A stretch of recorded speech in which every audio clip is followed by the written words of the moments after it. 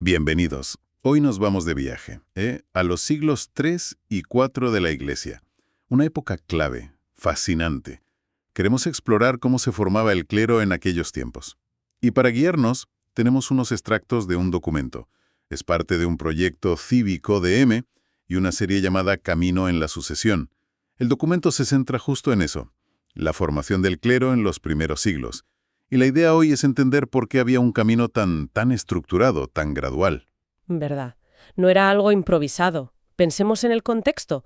La Iglesia crecía, se consolidaba, a pesar de todo, ¿eh? Había momentos de paz que permitían organizar las cosas. Se menciona, por ejemplo, a San Cayo, de esa época, y cómo ya se veía claro que ser obispo era la meta de un recorrido formativo. Exactamente. Y esa es la clave, yo creo. No era una carrera de obstáculos sin más. Era un itinerario, un proceso de maduración. La Iglesia de entonces veía el ministerio así, como un crecimiento, ¿sabes? En fe, en conocimiento y, muy importante, en servicio. No podías saltar etapas. Tenías que demostrar que valías en lo pequeño antes de pasar a lo grande. Entender eso, esa mentalidad, es fundamental. Vale, pues entremos en materia. Analicemos ese itinerario. El documento lo explica por etapas, empezando por las órdenes menores. A primera vista parecen tareas muy concretas, casi funcionales. ¿Qué sabemos del primer escalón? Pues sí, el sistema era muy metódico. Empezaba con los hostiarios. Los porteros, vamos, su función más obvia, vigilar las puertas del lugar de reunión. Algo vital, ¿eh? Piénsalo, en tiempos de persecución. Controlar quién entraba. Pero había más. El simbolismo era fuerte. Cuidaban el umbral entre lo sagrado y lo profano. El acceso a la asamblea, a los misterios. Era como el primer contacto oficial con la liturgia. Una tarea de confianza, aunque suene humilde. Entiendo. O sea que no era solo un tema de seguridad física, sino de custodiar el espacio sagrado en sí. Ya requería cierta fiabilidad. Vale. ¿Y tras guardar la puerta, cuál era el siguiente paso? Pues se ascendía al lector.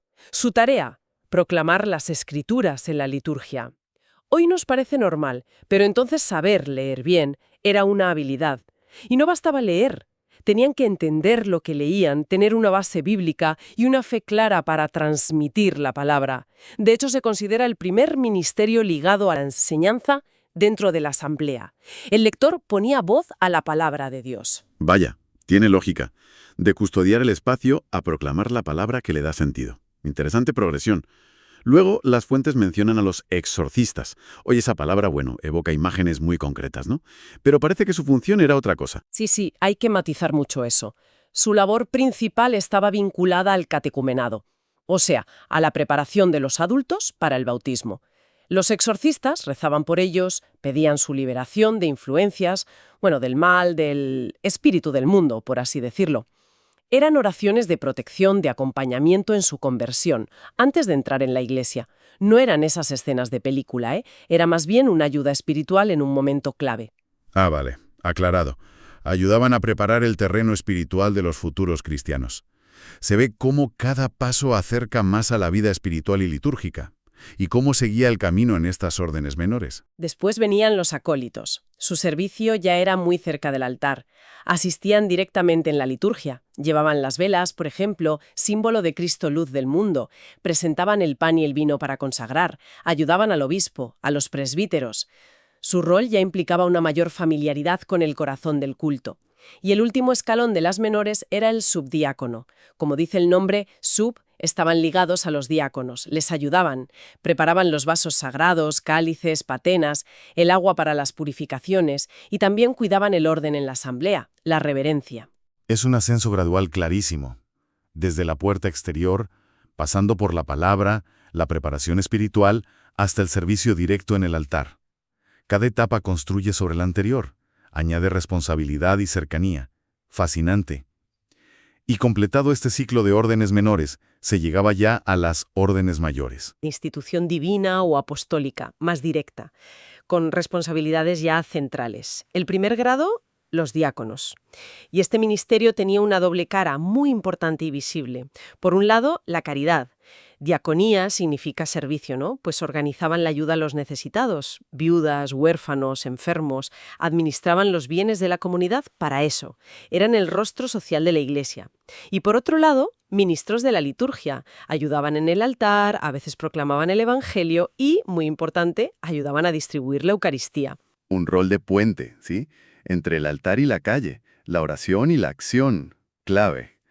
Y siguiendo la jerarquía, después de los diáconos, estaban los presbíteros, los que hoy llamamos sacerdotes o curas, ¿no? ¿Cuál era su sitio exacto? Los presbíteros, que literalmente significa ancianos en sentido de madurez, eran los colaboradores más cercanos del obispo, en sus tres funciones: enseñar, santificar y gobernar. Compartían con él la predicación, la presidencia de la Eucaristía y otros sacramentos. Bueno, menos la ordenación, eso era del obispo. Y también la guía pastoral de las comunidades locales. Claro, la Iglesia crecía, el obispo no podía estar en todas partes. Así que los presbíteros eran como sus delegados, asegurando la atención espiritual en las distintas iglesias. Formaban el presbiterio, el consejo del obispo. Eran como la extensión del obispo en la comunidad, por decirlo así. Y en la cima de todo, como apuntamos al principio, los obispos. Ahí está. El obispo, episcopos, supervisor, representaba la plenitud del sacramento del orden. Se les veía como los sucesores de los apóstoles, encargados de mantener la unidad de la fe, la comunión. Tenían la máxima autoridad en su diócesis, doctrinal, litúrgica, pastoral. Presidían la Eucaristía principal, ordenaban a los nuevos clérigos. Eran el principio visible de unidad de su iglesia local con la Iglesia universal. Ser obispo no era un puesto al que opositar, ¿eh? Era la culminación lógica y sacramental de todo ese camino de servicio y formación, la paternidad espiritual sobre una comunidad. Una estructura muy coherente, la verdad. Muy jerarquizada. Pero has dicho varias veces camino formativo, maduración. Más allá de aprender qué hacer en cada orden, ¿cómo era esa formación? ¿Qué preparación espiritual, doctrinal recibían para ser aptos? Esto me parece fundamental. Pues sí, y aquí es donde se ve la filosofía de fondo, creo yo. La formación era integral, no solo funcional. El documento y otras fuentes destacan varios pilares. Primero, el estudio de la Sagrada Escritura. Fundamental. No era leer un poco, era sumergirse, meditarla, memorizarla incluso, para que la palabra informara su vida y su predicación. Segundo, una disciplina ascética importante. Ayunos, oración intensa, vigilias a veces, penitencia, no como castigo, sino como entrenamiento espiritual, para dominar las pasiones, fortalecer la voluntad, crecer en virtud, depender de Dios. Un gimnasio para el alma, vamos. Tercero, una catequesis doctrinal sólida.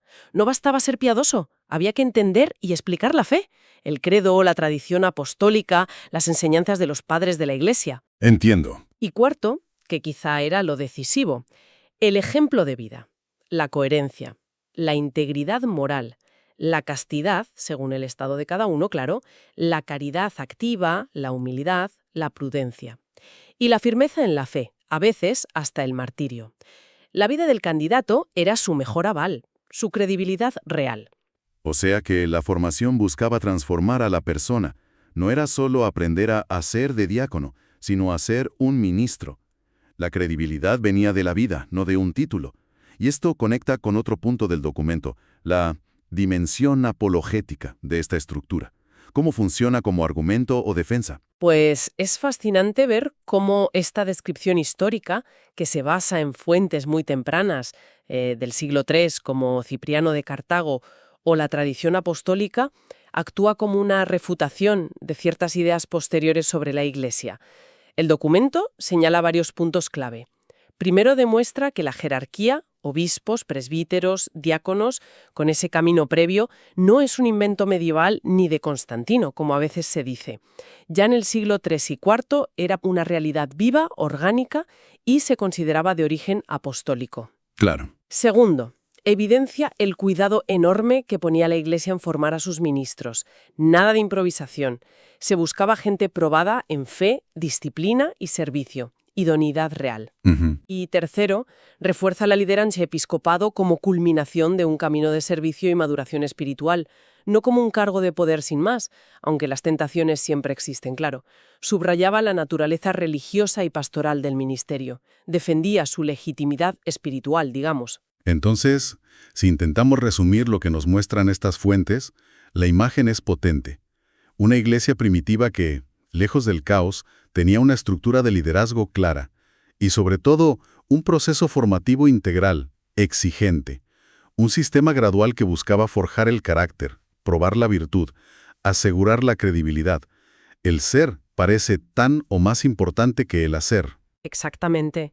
Y entender esto es crucial. La estructura no era un fin en sí, ni burocracia. Era la expresión de una teología del ministerio como servicio, como continuación de la misión apostólica.